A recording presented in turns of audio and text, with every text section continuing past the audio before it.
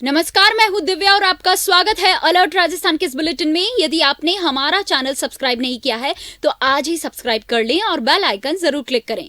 आइए रुक करते हैं आज की हेडलाइंस की ओर।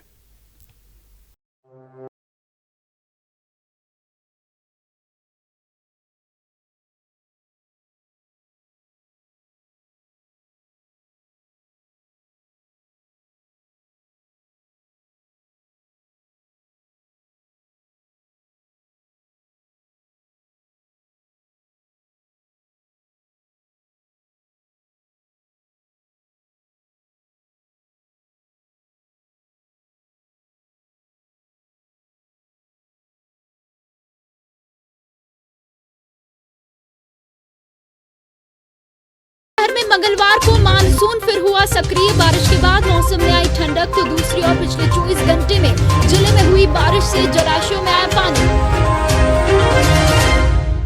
अब खबरें विस्तार से। कन्हैयालाल हत्याकांड मामले की जांच में जुटी एनआईए की टीम ने मंगलवार को अंजुमन तालिमुल इस्लाम के सदर को हिरासत में लिया है और एनआईए की टीम पूछताछ के लिए अपने साथ ले गई है।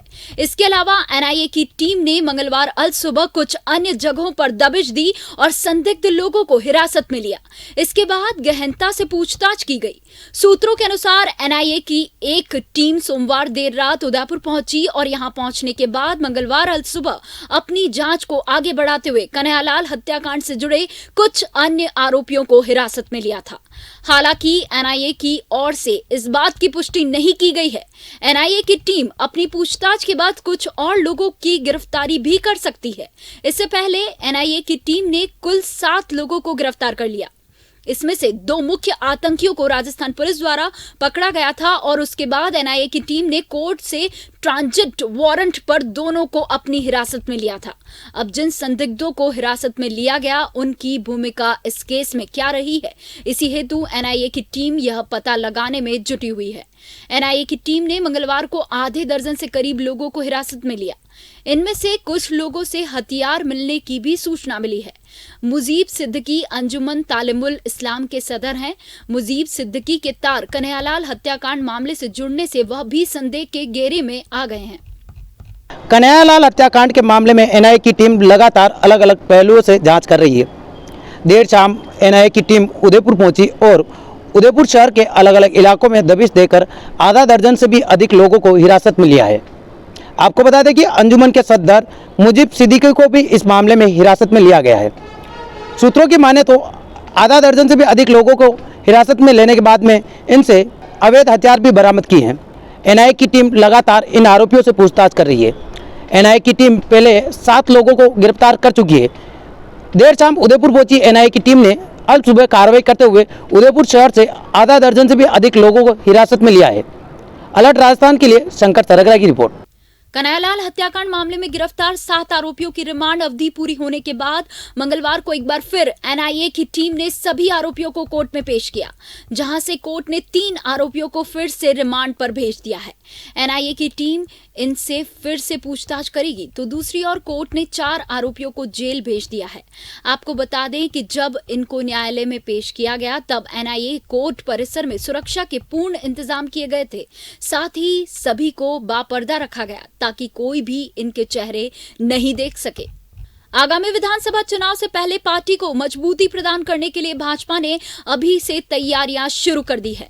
इसके लिए भाजपा की ओर से माउंट आबू में प्रदेश स्तरीय प्रशिक्षण वर्ग आयोजन किया जा रहा है। समापन समारोह में भाग लेने के लिए मंगलवार को पार्टी के राष्ट्रीय अध्यक्ष जेपी नड्डा मंगलवार को महाराणा प्रताप एयरपोर्ट पर पहुंचे और यहां से कार से सड़क मार्ग से होते हुए माउंट आबू पहुंचे। इससे पहले नड्डा के स्वागत के लिए पहुंचे कार्यकर्ताओं और स्थानीय नेताओं सहित मीडिया कर्मियों को अंदर जाने से रोक दिया गया। स्थानीय पुलिस के साथ साथ एयरपोर्ट के सुरक्षा कर्मियों ने भी अंदर नहीं जाने दिया।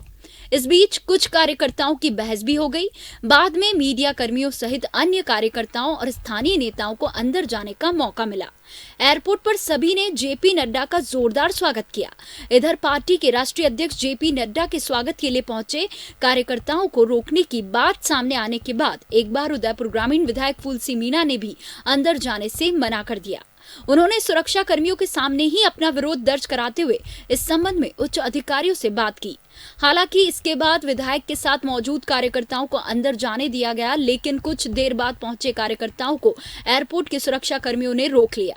इस पर कुछ देर बहस भी हो गई, लेकिन बाद में उन्हें भी प्रवेश मिल गया। भाजपा प्रदेश अध्यक्ष सतीश पुनिया ने महाराणा प्रताप एयरपोर्ट पर जेपी नड्डा के स्वागत से पहले मीडिया से बातचीत की। उन्होंने कहा कि भाजपा एक अनुशासन वाली पार्टी है और राष्ट्रीय नेतृत्व के निर्देश पर प्रदेश स्तरीय प्रशिक्षण वर्ग आयोजित हो रहा है। इसमें सभी जिलाध्यक्ष, जिला प्रभारियों के साथ साथ प्रदेश के तमाम बड़े नेता शामिल हो रहे हैं। इसमें आगामी विधानसभा चुनाव के साथ हैदराबाद में राष्ट्रीय कार्य समिति की बैठक में लिए गए निर्णयों को यहां पर लागू करने पर चर्चाएं की गई। पुनिया ने एयरपोर्ट पर मीडिया से बातचीत के दौरान उदयपुर में हुए कन्हैयालाल हत्याकांड को लेकर गहलोत सरकार पर सीधा निशाना साधा। पुनिया ने कहा है कि गहलोत सरकार पूरी तरह से फेल है। गहलोत स्वयं गृह मंत्री हैं और उसके बाद इस तरह की घटना हो जाना सरकार के लिए शर्मनाक बात है। गहलोत सरकार को चाहिए कि इस तरह की घटना दोबारा नहीं हो। इसके लिए आतंकी संगठनों से जुड़े लोगों को खुलासा कर उन्हें जेल भिजवाएं ताकि प्रदेश में शांति कायम हो सके। चर्चा की गई, पदाधिकारियों को कुछ निर्देश दिए गए कि भविष्य में ऐसा कुछ होगा। देखिए, कुल मिलाकर ये घटना एक संकेत करती है कि किस तरीके से राजस्थान में रेडिकल ग्रुप काम करते हैं। उसके विरुद्ध एनआईए की जांच होना अपने आप में संकेत है। काफ़ी चीज़ें जांच के बाद सामने आएंगी, लेकिन राजस्थान शांतिपूर्ण प्रदेश है, उदयपुर बहुत शांतिपूर्ण शहर है। उसमें ये घटना ये संकेत करती है कि बहुत अरसे से राजस्थान की सरकार की, पुलिस की, इंटेलिजेंस प्रशासन की कमजोरी, गृह मंत्री की लाचारी, ये सब चीज़ें सामने आई थी। तब राजस्थान के बारे में अतिरिक्त सतर्कता की आवश्यकता है। भारतीय जनता पार्टी का संगठन एक विशेषता लिए हुए है और वो उसमें हम लोग 5 कह के आधार पर आगे बढ़ते हैं और उसी का एक हिस्सा है प्रशिक्षण की, जिससे कार्यकर्ता सैद्धांतिक और वैचारिक मुद्दों का, विषयों का मार्गदर्शन लेकर धरातल पर काम करता है और पार्टी के तमाम वो मुद्दे, उन पर वरिष्ठ नेताओं का मार्गदर्शन और उसमें यदि राष्ट्रीय अध्यक्ष जी का उनका सानिध्य प्राप्त हो जाए तो ये पार्टी के प्रदेश के हर कार्यकर्ता के लिए गौरव की बात है। माउंट आबू में वो समूह है, जिलाध्यक्ष, जिला प्रभारी और पार्टी के प्रदेश के पदाधिकारी, मोर्चों के अध्यक्ष, जो टीम राजस्थान के रूप में पूरे प्रदेश में काम कर रही है। आज राष्ट्रीय अध्यक्ष जी का आगमन और उनका संबोधन हमें एक अतिरिक्त ऊर्जा और ताकत देगा, जिसके आधार पर हम लोग 2023 और 2023 को पूरी मजबूती से पार्टी के लिए काम करने के लिए हम लोग प्रयासरत होंगे। मुझे पूरा भरोसा है कि एक विशेष संदेश हमें। इधर जिले के गोगुंदा टोल नाके पर कार्यकर्ताओं ने राष्ट्रीय अध्यक्ष जेपी नड्डा का जोर शोर से स्वागत जिलाध्यक्ष चंद्रगुप्त सिंह चौहान के नेतृत्व में किया। इससे पहले गोगुंदा प्रधान सुंदर देवी ने तिलक लगाकर उनका स्वागत भी किया। गोगुंदा विधायक ने महाराणा प्रताप मोमेंटो व तीर कमान भेंट किए। इस दौरान कार्यकर्ताओं ने एक बड़ी माला से उनका भव्य स्वागत किया। नड्डा ने अपने उद्बोधन में राष्ट्रपति पद की उम्मीदवार द्रौपदी मुर्मू को बनाने को लेकर पीएम मोदी का आभार जताया है। उन्होंने बगैर कुछ कहे ही कांग्रेस पर निशाना साधते हुए कहा कि 75 वर्षों से आज तक किसी ने भील समाज की सुध नहीं ली और आज पीएम मोदी ने उसी समाज की एक महिला को सर्वोच्च पद पर बैठाने के लिए उम्मीदवार बनाया है।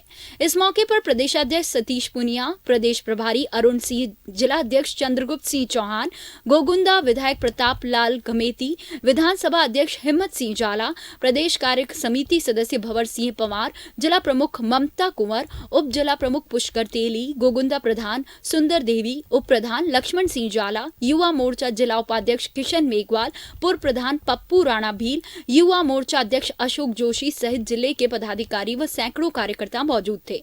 खास बात यह है कि जैसे ही नड्डा स्टेज पर पहुंचने ही वाले थे, उससे पहले ही क्षेत्र में बिजली गुल हो गई। वापस जैसे ही सिरोही के लिए रवाना हुए और बिजली वापस आ गई।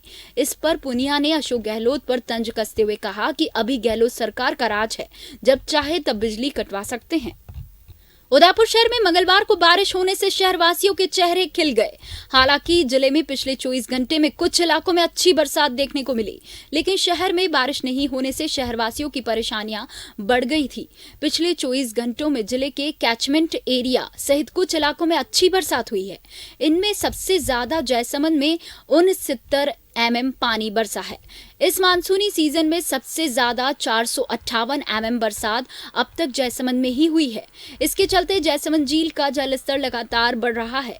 इसके अलावा पिछले 24 घंटे में ऋषभदेव में 55 mm, कोटड़ा में 47 mm, गोगुंदा में 38 mm, मदार और सेमारी में 25 mm, जाड़ोल में 23 mm, वल्लभनगर में 12 mm, देवास में 11 mm बरसात हुई है। वहीं उदयपुर शहर में अलग अलग जगहों पर हल्की बूंदाबांदी देखने को मिली। इस सीजन में उदयपुर शहर में अब तक महज 123 mm बरसात हुई है।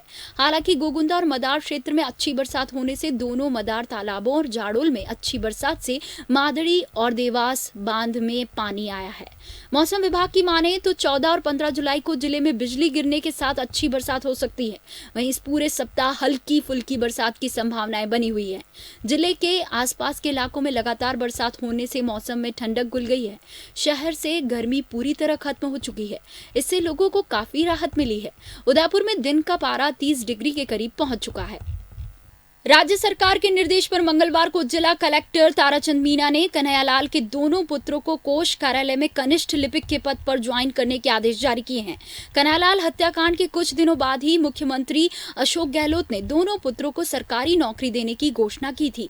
गहलोत ने अपनी घोषणा को पूरा करते हुए चंद दिनों में दोनों को सरकारी नौकरी दे दी है। अब दोनों को नियमानुसार कोष कार्यालय में कनिष्ठ लिपिक के पद पर ज्वाइन करना है। कन्हैयालाल के बड़े बेटे यश को कोष कार्यालय ग्रामीण और छोटे बेटे तरुण को कोष कार्यालय शहर में ज्वाइन करना है।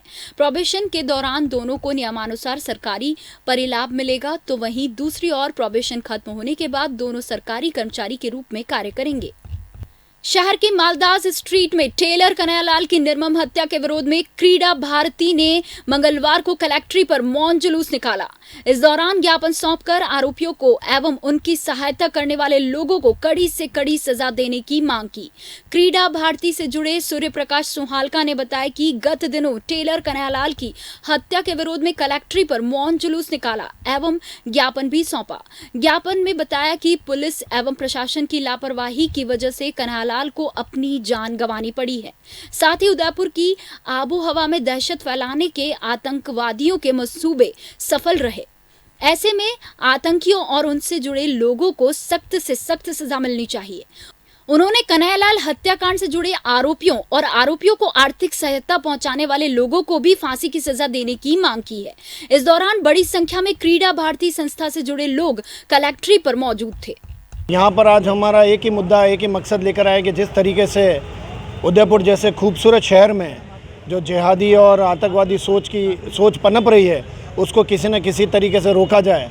जिस तरीके से आज आर्थिक स्थिति से भी अगर आज 7 दिन अगर यहाँ पर कर्फ्यू लग गया, उदयपुर को जितना नुकसान हुआ, जिस तरह की बुकिंग कैंसिल हुई और उसके साथ जिस तरीके धर्म की हानि हुई है, और राज्य सरकार का इसके अंदर, पुलिस प्रशासन का इसके अंदर जिस तरीके से इसका हाल है, वो सब जने जानते हैं कि उन्होंने जब एफआईआर दर्ज कराने के बावजूद भी कन्हैयालाल की कोई नहीं सुनी और उसका भुगतान उसको अपनी जान से देकर करना पड़ा।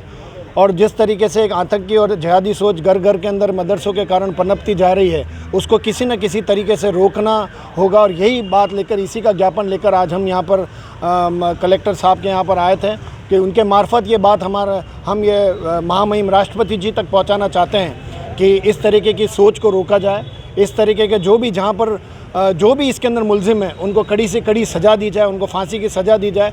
और इन तरीके के जो इस तरीके की गतिविधियों के अंदर जहाँ पर जो फंड दे रहे हैं, जहाँ पर जो वित्तीय सहायता कर रहे हैं, उनको भी इस तरीके से रोका जाए। और उदयपुर जैसे सौहार्दपूर्ण शहर, अमन चैन पसंद वाले इस शहर की खूबसूरती को उसको बरकरार रखें, जिस वजह से ये आज उदयपुर पूरे विश्व में जाना जाता है। लेकिन आज इस एक कृत्य के कारण, कुकृत्य मैं कहना चाहता हूँ, इसके कारण आज इसके ऊपर एक काला धब्बा लग गया है। तो इसके अंदर राष्ट्रपति जी आएँ और इसको पहल करें और राज्य सरकार को भी इसके लिए पाबंद करें कि यहाँ पर जो भी धर्म के लिए जो भी हानि हो रही है और जिस तरीके से यहाँ पर आतंक फैलाया जा रहा है धर्म के नाम पर और प्रताड़ित किया जा रहा है हिंदुओं को, उसको किसी न किसी तरीके से रोका जाए। जिले के वल्लभनगर थाना क्षेत्र में तैनात हेड कांस्टेबल नारायण लाल ने फांसी का फंदा लगाकर आत्महत्या कर ली।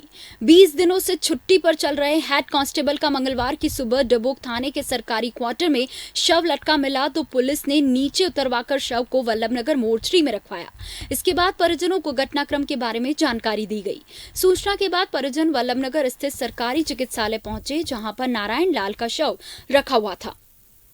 परिजनों की ओर से दी गई रिपोर्ट के बाद पुलिस ने शव का पोस्टमार्टम करवाकर शव परिजनों को सुपुर्द कर दिया है। हालांकि हेड कांस्टेबल की आत्महत्या के कारणों का खुलासा अभी नहीं हो पाया है, लेकिन पुलिस ने रिपोर्ट के बाद जांच शुरू कर दी है और पुलिस आत्महत्या के कारणों का पता लगाने में जुटी हुई है। केंद्र सरकार के निर्देश पर 1 जुलाई से सिंगल यूज प्लास्टिक पर पूर्ण रूप से बैन लगाने के बाद मंगलवार को शहर में सिंगल यूज प्लास्टिक को काम में नहीं लेने को लेकर जागरूकता रथ रवाना किया गया। इस रथ को संभागीय आयुक्त राजेंद्र भट्ट ने हरी झंडी दिखाकर रवाना किया। यह रथ संभागीय आयुक्त कार्यालय से रवाना होकर शहर के विभिन्न मार्गों से निकलेगा और सिंगल यूज प्लास्टिक को काम में नहीं लेने के लिए जागरूक करेगा। इसके अलावा यह रथ सार्वजनिक स्थलों सहित आबादी वाले क्षेत्रों में जाकर लोगों को जागरूक करने का काम करेगा। राजस्थान राज्य प्रदूषण नियंत्रण मंडल उदयपुर, जिला पर्यावरण समिति व भारतीय पर्यावरण सोसाइटी इंटाली के सांझे में यह रथ निकाला जा रहा है। इस मौके पर राजस्थान राज्य प्रदूषण नियंत्रण मंडल के क्षेत्रीय प्रबंधक शरद सक्सेना सहित अन्य अधिकारी एवं प्रतिनिधि भी मौजूद रहे। आइए चलते चलते एक बार फिर नजर डालते हैं आज की हेडलाइंस की ओर।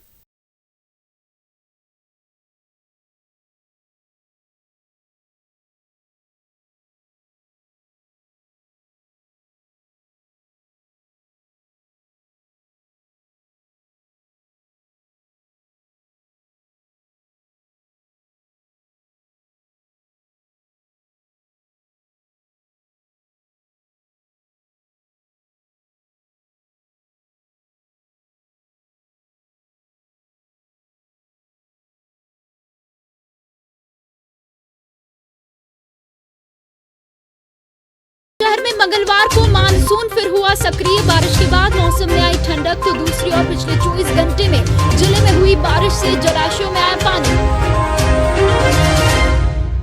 अलर्ट राजस्थान के इस बुलेटिन में फिलहाल इतना ही। दीजिए इजाजत दिव्या को और बने रहिए चैनल अलर्ट राजस्थान न्यूज के साथ। नमस्कार।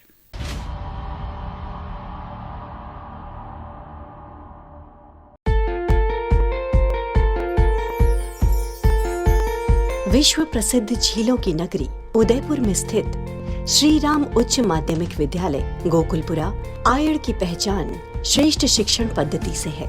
27 वर्ष पूर्व शिक्षा क्षेत्र में श्री सत्यनारायण जी चौधरी द्वारा नर्सरी के 50 बालकों से स्थापित इस विद्यालय में आज 1200 से भी अधिक बालक बालिकाओं को प्राथमिक शिक्षा से उच्च माध्यमिक शिक्षा में विभिन्न संकाय तथा विज्ञान, वाणिज्य और कला शिक्षा में राज्य में अपना उत्कृष्ट स्थान बनाया है। ये विद्यालय राजस्थान माध्यमिक शिक्षा बोर्ड अजमेर से मान्यता प्राप्त है। श्री राम उच्च माध्यमिक विद्यालय उन बच्चों की सेवा कर रहा है जो गरीब एवं मध्य वर्ग से हैं। कम विद्यालय शुल्क में अधिकतम सुविधा देने वाला एकमात्र विद्यालय है, जहां सुसंस्कारित योग्य शिक्षक, श्रेष्ठ कक्षा कक्ष एवं आधुनिकतम सुविधाओं से युक्त 4 मंजिल में स्थित भवन इस विद्यालय की विशेष पहचान है। विद्यालय में बालकों को गुरु शिष्य परंपरा, बालकों के सर्वांगीण विकास के अंतर्गत शारीरिक विकास की ओर विशेष ध्यान दिया जाता है। इस विद्यालय में आधुनिकतम कंप्यूटर लैब, उपकरणों से परिपूर्ण प्रयोगशाला एवं पुस्तकालय स्थित है। श्रेष्ठ परीक्षा परिणाम एवं प्रतिभाओं का विकास हमारी विशेष पहचान है। हमारे स्कूल का उद्देश्य है हिंदी भाषा और संस्कृति को बढ़ावा देना। शिक्षित भारत, उन्नत भारत। जय हिंद। लाओ तुम्हारे लाल को इंसान बना देंगे, दुनिया पूजे इतना महान बना देंगे।